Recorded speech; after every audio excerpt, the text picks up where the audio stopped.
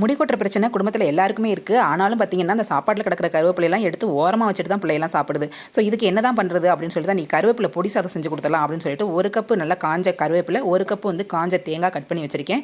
1 spoon கடலைப்பருப்பு, 1 spoon பாசிப்பருப்பு, 1 spoon துவரம்பருப்பு இது வந்து எடுத்து வச்சிருக்கேன். ஒரு 4-5 வரமிளகா காரத்துக்கு ஏற்ற மாதிரி எடுத்துக்கோங்க. இதெல்லாமே சேர்த்து நல்லா ட்ரையாக வறுத்து எடுத்து வச்சு, இப்போ நம்ம சேர்த்துருக்க பொருள் எல்லாமே பார்த்தீங்க அப்படின்னா ட்ரையான பொருள் தான் அப்படிங்கிறதுனால நம்ம வந்து ரொம்ப நாளைக்கு 1 வாரம் கூட வச்சு நம்ம இதை யூஸ் பண்ணலாம். இது கூடவே 1 கப்பு கருவேப்பிலையும் சேர்த்து உப்பையும் சேர்த்து நல்லா வறுத்துட்டு அதுக்கப்புறம் ஒரு பிளேட்டில் மாற்றி ஆற விட்டுக்கலாம். ஆறுனதை நம்ம மிக்ஸி ஜாரில் சேர்த்து நல்லா வந்து பொடியாக மாற்றிக்கலாம். பொடியாக அரைச்சப்பறம் பார்த்திங்க அப்படின்னா அந்த அளவுக்கு தான் இருக்கும். ரொம்பவே வந்து நைஸாக அரைக்கக்கூடாது. கொஞ்சம் குறப்பாக இருந்தாலே சூப்பராக இருக்கும் சாதம். வாரத்தில் 2 நாள் சாப்பிட்டோம் அப்படின்னாலே முடி கொட்டுற பிரச்சனை நல்ல ஒரு கண்ட்ரோலுக்கு வந்துடும்.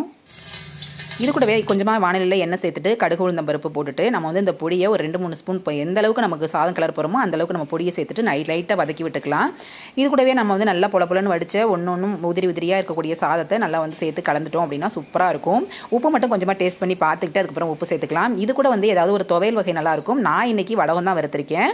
ரொம்பவே சூப்பரான காம்பினேஷன். இது ரெண்டுக்குமே நல்லாயிருக்கும். வடகம் வத்தல் அப்படின்னாலே எல்லார் வீட்லையுமே குழந்தைங்க பண்ணுற ஒரே தப்பு இந்த கருவேப்பிலையெல்லாம் பொறுக்கி ஓரமாக வச்சுட்டு சாப்பிட்றது. ஸோ இது மாதிரி செஞ்சு கொடுத்தோம் அப்படின்னா கண்டிப்பாக சாப்பிட்டு தான் ஆகணும், வேறு வழி இல்லை. முருங்கைக்கறியுமே அது மாதிரி தான் வந்து நம்ம வீட்டு பிள்ளைங்க பண்ணிட்டு இருக்காங்க. ஸோ நெக்ஸ்ட் டைம் பார்த்தீங்க அப்படின்னா முருங்கைக்கறியும் இதே மெத்தடில் பொடி மாதிரி செஞ்சு சாதமாக கிளறி கொடுத்துடலாம் அப்படின்ட்டு ஒரு ஐடியாவும் இருக்குது. சாதம் சூப்பர் டேஸ்ட்டாக இருந்தது. ஸோ நீங்களும் ஒரு தடவை ட்ரை பண்ணி பாருங்கள். இந்த வீடியோ அவ்வளோதான். மீண்டும் ஒரு நல்ல விளாகில் பார்க்கலாம். பாய் ஃப்ரெண்ட்ஸ், தேங்க்ஸ் ஃபார் வாட்சிங்.